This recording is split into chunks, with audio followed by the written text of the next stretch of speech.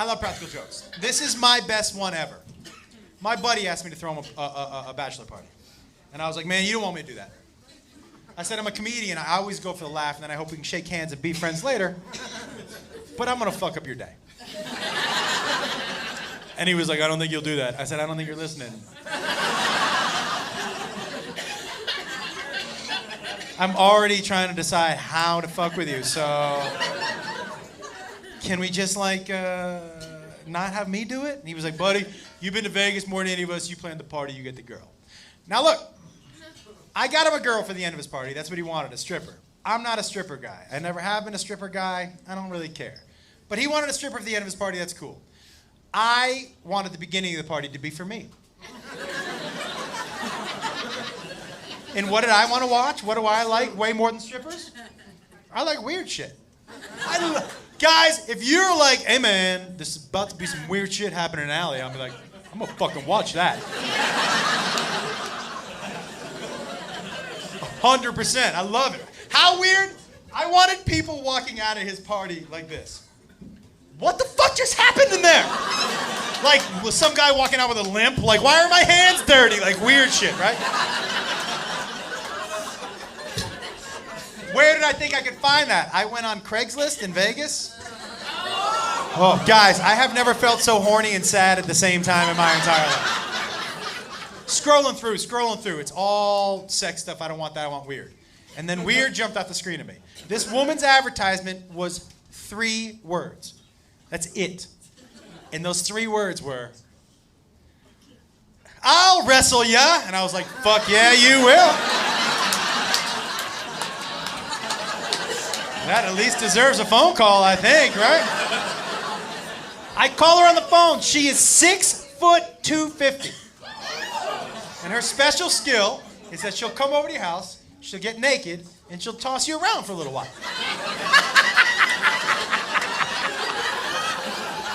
I was like, well, what time can you get here?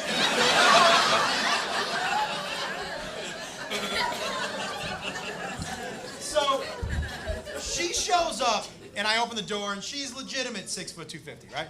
And she's holding a foot-long sub and 24 buffalo wings. Not kidding. And she waves them in my face, and she goes, you got a room where I could go fuel up before the match? And I was like, first of all, fuck yes I do, right in there. And I said, second of all, you should know that the person you're wrestling today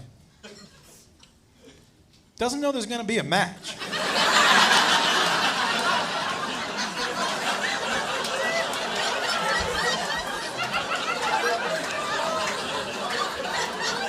You know, I don't know if that changes your professional approach at all. So she goes off into her room. My buddy comes over, and we've got him on a stool just like this one. And my other friends are standing behind him, and we get him blindfolded. And he's, well, I don't want to ruin the surprise, you know. And he's like, oh, this chair is one Ralphie May away from an accident. I'll tell you that right now. Oh. You don't think he knows he's 900 pounds? He fucking knows. So, he's sitting there and he's like, I'm so excited. And I was like, me too. And he says, I'm ready. And I said, okay, and I call her out. Now, none of my other friends knew what I had planned. So when she walked out of that room naked, collectively, they were like, what the fuck?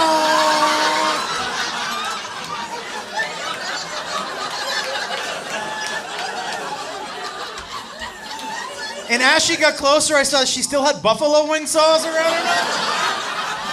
And I was gonna get her a napkin, but I was like, I'm sorry, that shit is too funny on your face. I am so sorry. So she stands in front of him, 6'250". Oh, I forgot to tell you the best part. My buddy, 5'8", and 140. And so the size difference alone, like, I don't know what's gonna happen, but I'm pretty sure I'm gonna fucking like it.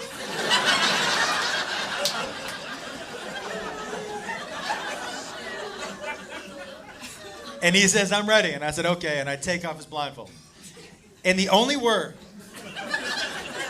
he could get out of his mouth before she ripped him out of his chair was, why? Right? And she lifted him up like this. His little feet were dangling in the air. She started to toss him around the room like a rag doll, and we were all like, guys, she would jump on top of him, and he had to push her fat out of his face to talk to us. He would be like, tell her to stop. How long is she gonna be here? I can't breathe. Why does she smell like buffalo wings, right?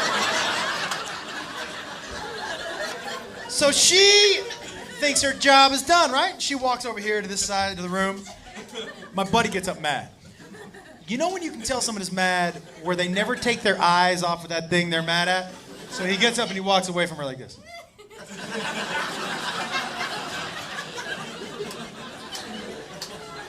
And then something in him just snapped.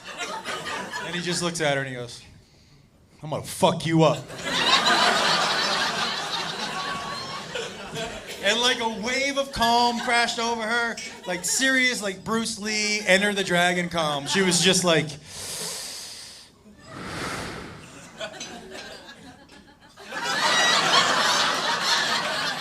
and they ran at each other.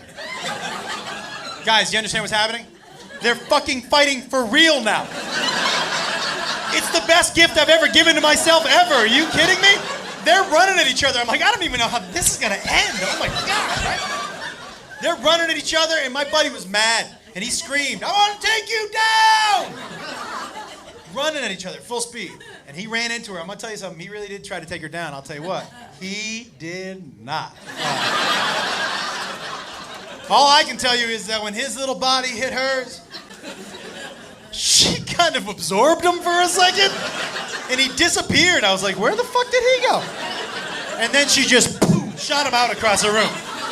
Boom, and he slid on the floor, and one of my friends ran up to him and went, that just fucking happened to you!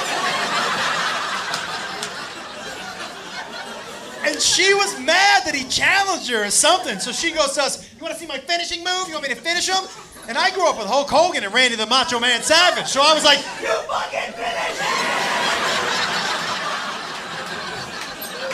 I didn't know if she was coming off the top rope or dropping a leg or whatever. I wanted to see that shit, right? So she starts to run to him, and she was like, finish him, and we go, yeah! She goes, finishing move, and we go, yeah! And she goes, you want to see the finishing move? And we go, yeah! And then she sat on his head, and we went, no! Not that finishing move, fuck! Guys, his little head disappeared. Oh, it was a fight for life, I'm telling you that right now. It was the weirdest shit I've ever seen. It was like a reverse birth. It was fucked up, that's all I'm saying.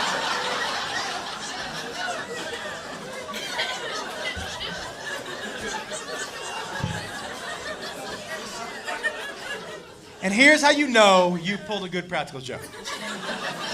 A good practical joke is a joke that continues to pay dividends long after the joke is over.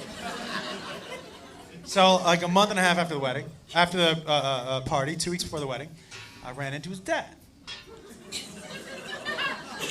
And his dad goes, hey, you're not coming to the wedding? I was uninvited to the wedding, by the way. Totally worth it, totally worth it. You guys want to see how he uninvited me? This is my favorite part. This is how he uninvited me. She just got off of him. And he stands up and he goes, you're not coming to the wedding!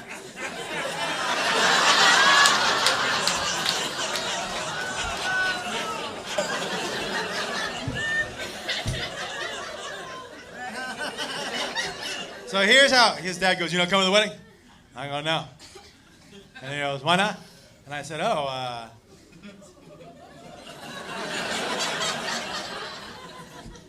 Tim didn't tell you? And he said, no. And I go, well, do you got a couple minutes? Sit down, sit down.